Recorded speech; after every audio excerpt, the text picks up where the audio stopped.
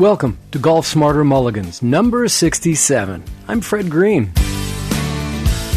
Now, Dean Thompson is a PGA Tour instructor and the inventor of the perfect putting machine. I'm very curious as to hearing about what it's like to be part of a reality TV show, but talking about putting interests me a whole lot more.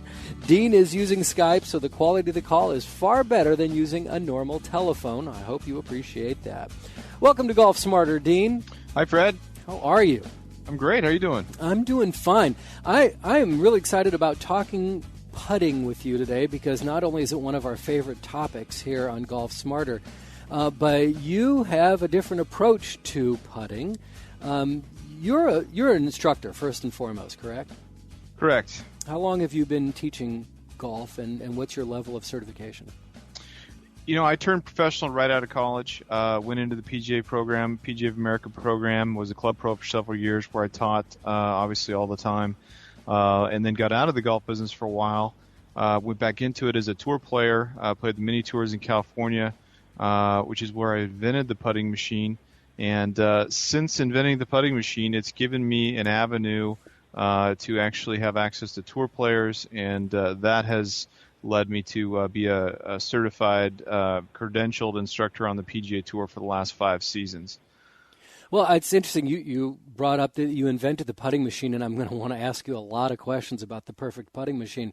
But let's look back on what made you invent the putting machine. How did you get to that point? What kind of demand did you see for it, or what did you see that it could answer? The demand was really for one guy, and that was me, a guy playing the Golden State Tour, trying to make a check. And I just had the realization one day that when I putted well during a round, I tended to make a check, and almost regardless of how I hit the ball. You know, everyone knows that you have those days where you just feel like you hit the ball terribly, and you make a bunch of putts and you shoot a great score. And you have those days where you hit the ball great and you don't make any putts and you shoot a very mediocre or bad score.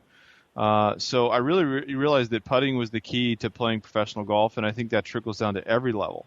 You know, whether you're on the PGA Tour or shooting 100, you know, putting is always going to be, you know, high 30s, low 40s% of your score.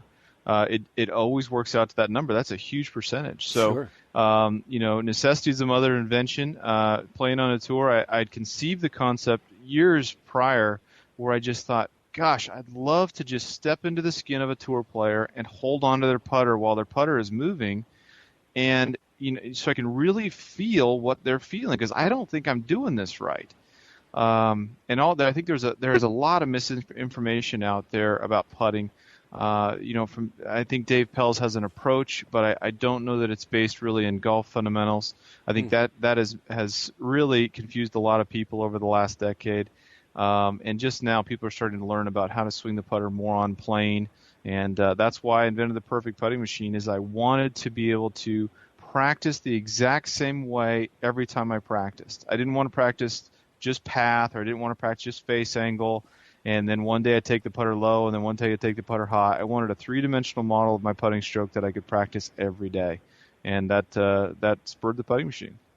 Very interesting. Well, you know, I'm hoping that the Golf Smarter audience has realized after listening for a while that driving the ball is not as important as it seems to be made out to be. I mean, to amateurs who go out there and they'll walk up to the driving range and pull out a driver first, that, as you said, that putting is so significant in your scoring. So at what point did you realize that it was something that you needed to create a machine? I mean, are you a tinkerer? I am a tinkerer. I'm definitely one of those guys that has a workshop with you know, all my friends and my family. Says I have every tool imaginable. But when I built the first prototypes of the machine, it was actually done in a condo in Burbank. You know, my wife would walk in the room and I'd have a chop saw and tools and you know, in this bedroom, and she never thought we'd get our deposit back. But definitely a tinkerer, and people see the product, they see the perfect putting machine, and they think, or you must be an engineer, that must be your background. And actually, I'm not an engineer at all. But I just am I'm an avid studier of golf and a fanatic about golf, and I just want the information that's out there and how to do it better and what's behind the golf swing and the putting stroke, and that's why we put all those things into the putting machine where the science is all there, and then we've boiled it down to allow the golfer to feel what the putting stroke should feel like. And that's really what teaching is about when it gets down to it. Is, as professionals, I think when video came along, it's the old adage that a picture's worth 1,000 words, and I think that's true. I think that you almost have to use video to really teach effectively, especially if you're doing a major swing overhaul with someone. If you can get to the next level, if you can make a person feel the correct feeling, that's worth 1,000,000 words. You can never describe that. Because what I find with the putting machine is that someone will get on a putting stroke, say a 7-degree swing plane, they'll make a putt and they'll say, boy, I really feel like my left shoulder goes up in the air. Very interesting. Next person will get on and they say, boy, exact same 3-dimensional putting stroke, even with the exact same putter. And they'll say, gosh, I feel like my right hand goes way down the line. So as an instructor, if I'm teaching a methodology where I say, I want you to rock your shoulders, that's not what they really need to hear. The one guy needed to feel like his left shoulder goes up, and the other guy needs to feel like his hand goes down the line. So it's kind of taking the putting stroke from perfect and working backward instead of doing what we've done all these decades. How many iterations of the machine did you go through till you felt comfortable calling it the perfect putting machine? We call it that from the start because even the first prototype that was made, everything on it was made from Home Depot, plumbing parts, 2x4s, L brackets, and a carriage made from all the same, door parts. I took it to the putting green for the first time on a secluded putting green in Los Angeles, and I think I made 40 putts in a row. Whoa. And I picked it up, actually. I didn't even miss. I picked it up and ran to my car. From what distance? Come on. What's that? From what distance did you make those 40 in a row? About 10 feet. No, that's pretty damn good. And that's really what the machine's designed for. The machine's not designed to make 40-footers. The machine's designed to make the putts that you're supposed to make. It's designed to make those putts that really are the scoring putts.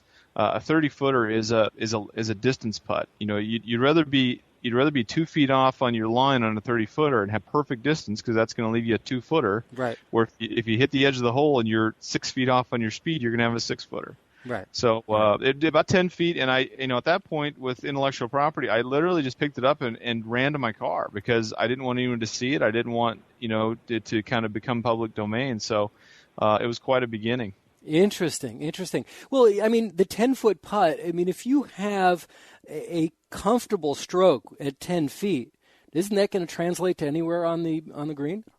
It is absolutely. And the machine actually has a backswing and a follow through of 18 inches each. So it has a stroke length of 36 inches.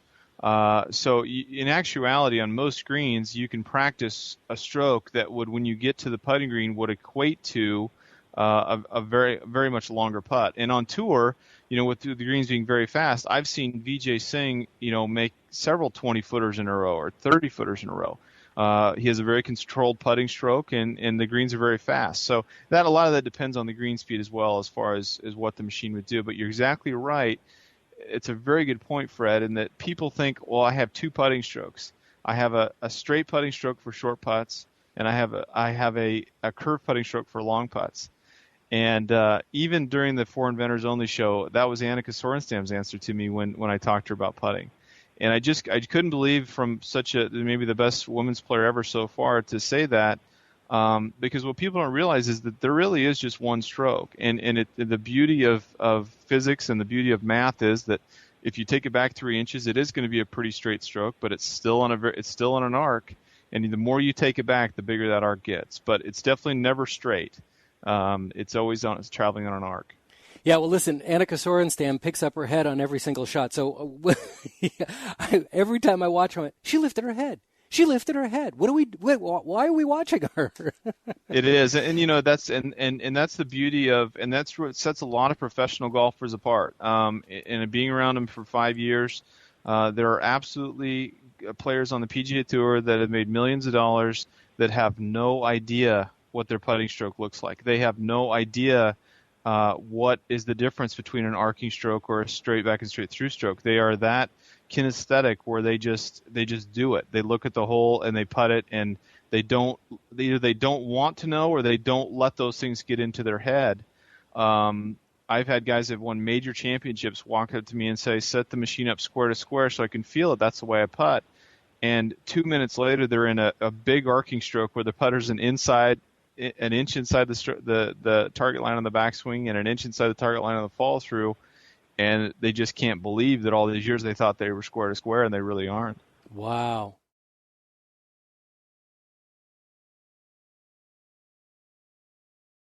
So many times we talk to instructors who tell you when you're trying to get lessons or when we're doing conversations here, don't let them try to make your swing, your full golf swing, like Tiger. Don't try to, focus more on making your swing your swing. Everybody has their own unique golf swing, correct? Absolutely. What about putting stroke? Should everybody have the same putting stroke? Putting stroke differs a little bit in the first regard to that. Is that it's a great point. When people try to swing like Tiger, it turns out in failure because they're just not as gifted physically as Tiger is, and they're not as flexible. And it's kind of the cliche now on tour is that 30 years ago there were a lot of ugly golf swings that hit great golf shots, and now there are a lot of beautiful golf swings that hit bad golf shots because everyone is trying to swing the same. And so that is true. When it comes to the putting stroke, however, it's the one area where the putter is very easy to swing. It doesn't take any physical strength. It takes hand-eye coordination and muscle control, but it's not being swung at 110 miles an hour. It's something that almost anyone can theoretically putt as well as a guy on tour.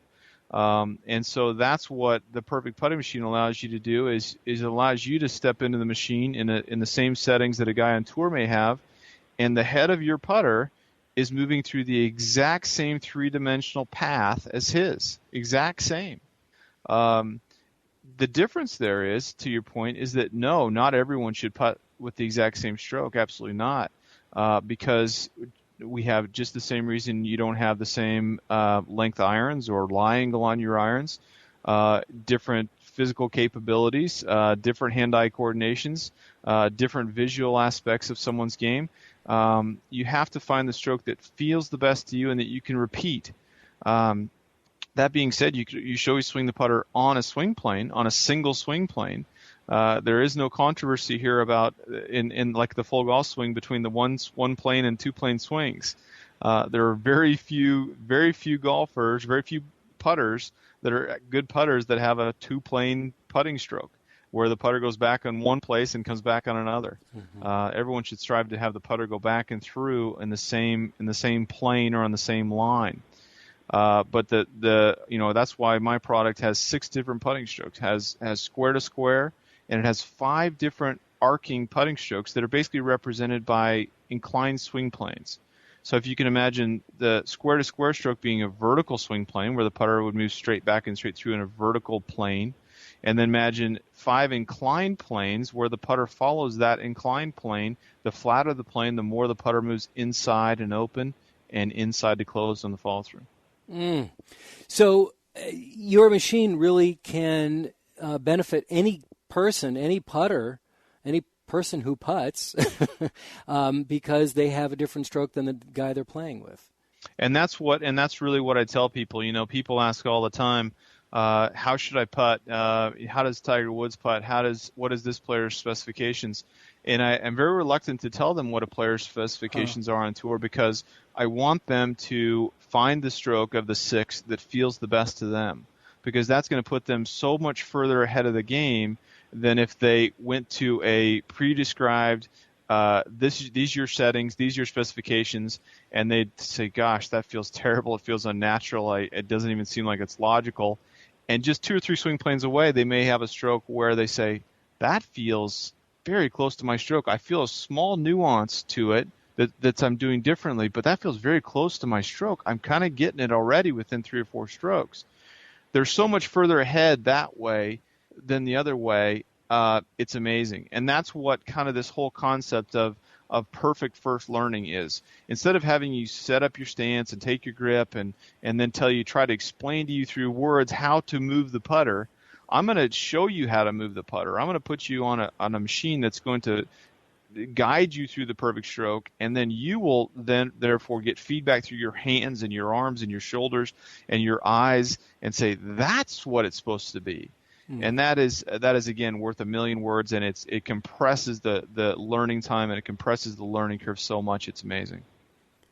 So often we talk about the grip, the putting grip, and we see so many variations. I personally like left hand low. And then you see this claw grip that has been utilized in the last year or two. That's not relevant to you, is it? No, it's really not. Other than there are some basic fundamentals to the grip where obviously you want to have your hands in a position of neutrality where they're not fighting each other, and they're not going to twist during the stroke, and they're not going to have a propensity to create rotation during the stroke. That's one of the biggest misconceptions about the putting stroke is that the putter rotates open during the stroke and rotates closed. It does. The putter does open during the stroke and it closes during the stroke. But if you look at the putter, and we have some great video actually on our DVD that your listeners can order from our website. We did some great video shots of a putter right down the line with a camera angle, and showed that during even a big arcing stroke, the putter doesn't actually rotate. Definitely moving inside, the putter's definitely open relative to the target line, but it's not rotating. So as grip relates to that, yeah, you want to make sure someone can put their hands on the putter where they're in a comfortable position, where they can swing the putter on plane without rotation. That's all you want. And if that looks funny, or if it's left hand low, or if it's split hand, again, I believe it's whatever works for the individual. It's all about being comfortable when you step up to the ball. It's about being comfortable and putting your hands in a position where they can accomplish what your goals are. Right. So I can imagine you walk into any retail outlet or any store, or you go online and you see a long list of putters that claim to do this and it claims to do that, and you're the guy at the end of the aisle going, "It's not the arrow, it's the Indian. It's folks. It's all about you. It's not about the putter's not going to change your game. It's the person who's using the putter, right?" Well, unfortunately, it really is. I mean, the putter technology has probably come a long way. Yeah. In the last few years with high MOI, those things are definitely going to help as far as off-center hits, and if you have a putter that's just more stable, if you hit it a quarter inch from the sweet spot and that putter's more stable, it is definitely going to increase your chances. Interesting. But it's not going to make you a better putter per se. It's going to make you one or two more putts, over the course of a month. Maybe if you mishit it, the technology's there and it's good technology. But certainly it is truly the skill behind the putter, and the person moving the putter is really what it's about. And there's no doubt about that. Well, it's interesting. We've received some email questions. We've encouraged people to write questions. We mentioned you were on the blog. And Phil Doherty of Waukesha, Wisconsin says, "I'm looking for a new putter." So this is kind of perfect that you're here. He says he visited a website that offered online screening to help determine the most appropriate putter for his size and golfing style. And when he finished the online questionnaire, it recommended a heel-shafted putter. What he wants to know, what benefits does a heel-shafted putter provide versus a center-shafted? Yeah, it's a very good question.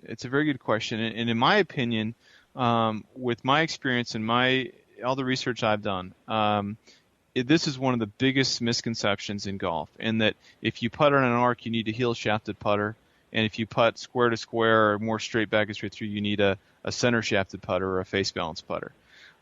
Because again, the putter does not rotate during the stroke, and it's something that I guarantee you it will blow your mind when you first see it. And it's the way every guy on tour, over 60 tour players in the past 5 years, have purchased the Z Factor Perfect putting machine. Not given to them, purchased it.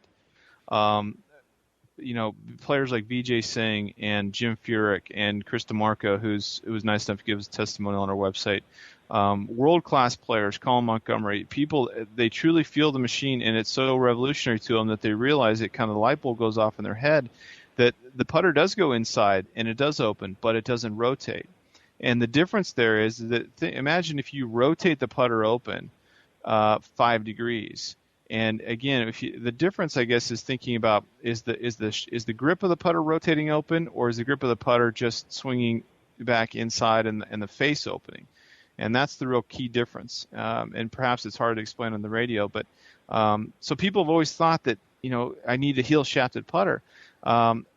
I really truly believe that because the face doesn't rotate, that any time a putter is unbalanced, it's going to create unbalance in the stroke. It's going to create a part of the stroke that is not right. If the toe hangs down and it's toe heavy, the toe is going to want to turn over and rotate around the heel. It's not going to want to open and close. It's going to want to actually rotate around the heel. So I think it's one of the biggest misconceptions. And unfortunately, there's a lot of things that I've asked some very high-end putting putter designers on tour why certain things are like certain ways in the putter, and a lot of them just say because that's just kind of the way it's always been done. That's what people are used to looking at. So I would tell your listener, go to a facility where you can get fit on site, hands on, where it really makes sense to you, and you can actually look at everything as far as length of the putter, face balance versus toe heavy. The feel of the putter, the look of the putter, the sound of the putter, all those things need to be taken into account. So I think that doing those on a site where you can actually do it in person is invaluable.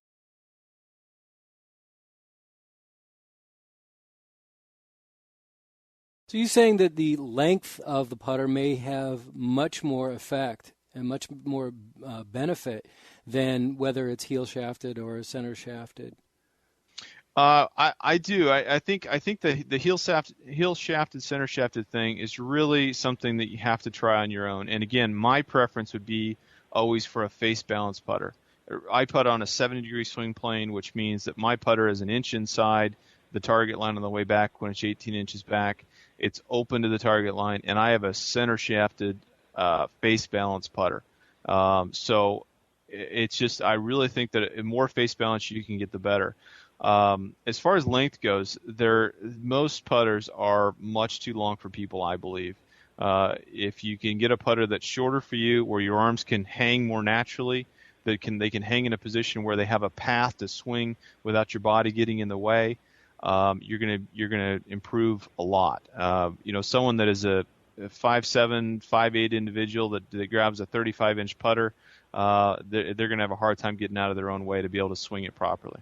Very interesting. And I want to just say one thing you mentioned about it's hard to describe here on the radio or on podcast, but I have to say, as strong as video is, there's nothing as vivid as what's going on in our mind when you're explaining it to us, that we can really see what you're talking about when we listen carefully and create those images in our mind. And sometimes in teaching, that can be much stronger.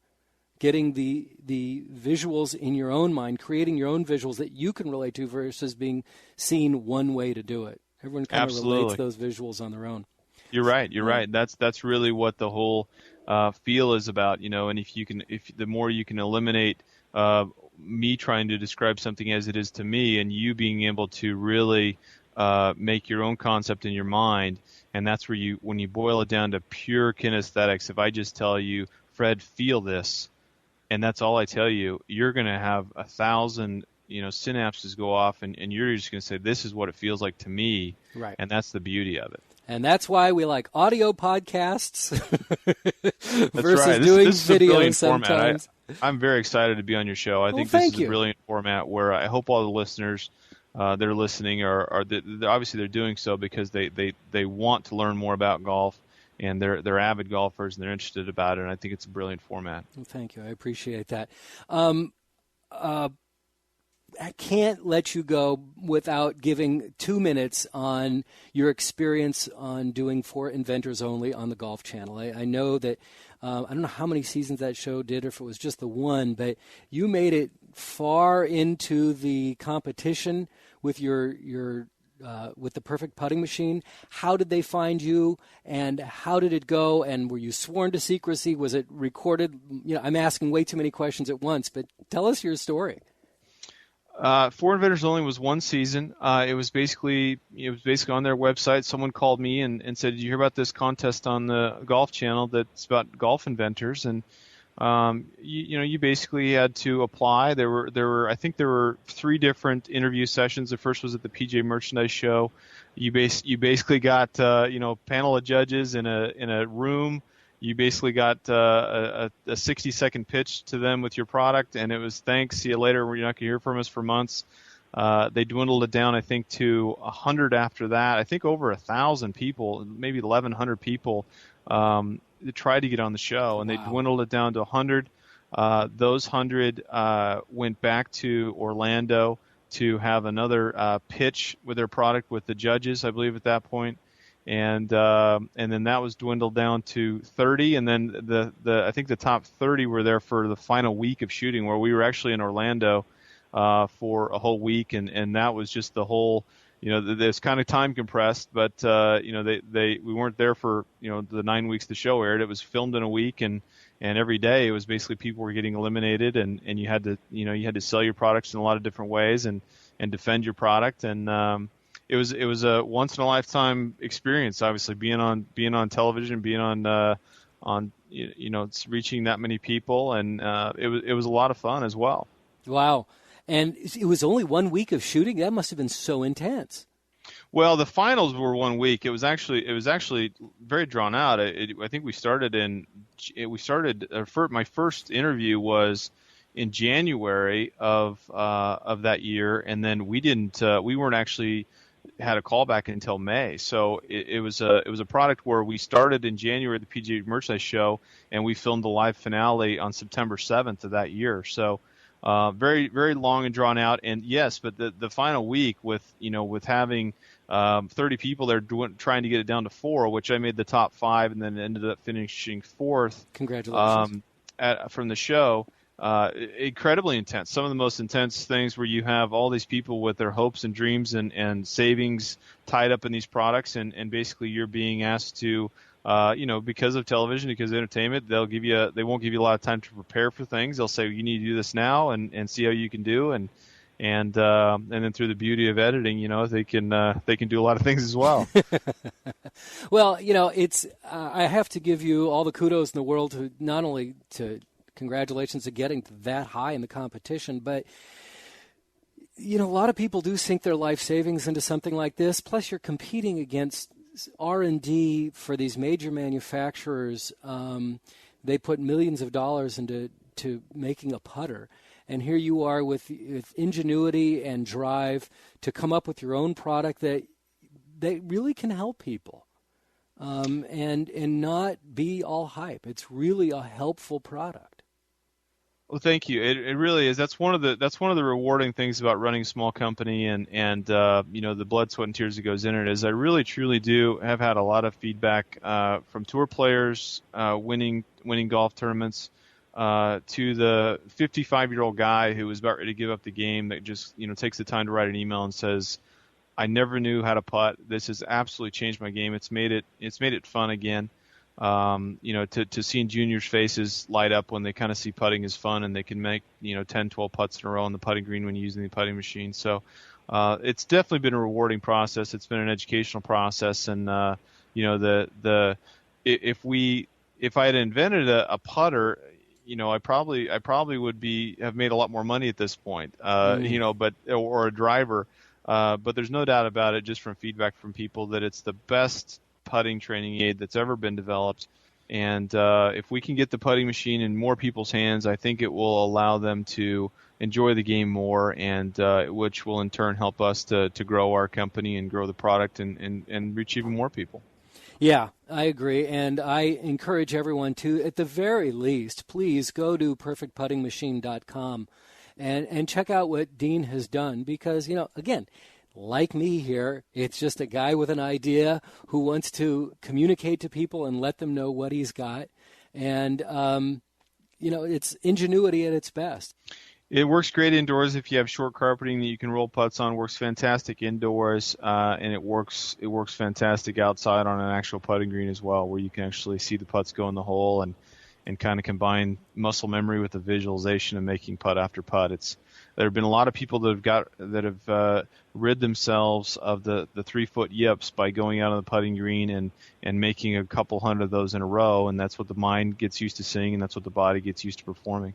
So you don't really necessarily need the hole as a target. You just need something to place there as a target. It's all about the stroke, and then you work on your distance as well. Dean Thompson, the perfect putting machine, and a really good putting instructor. Thanks so much for spending this time with us. We really appreciate it. Thank you, Fred. I hope to talk to you again. Oh, you will. You will. We'll talk to you again soon. Thank you.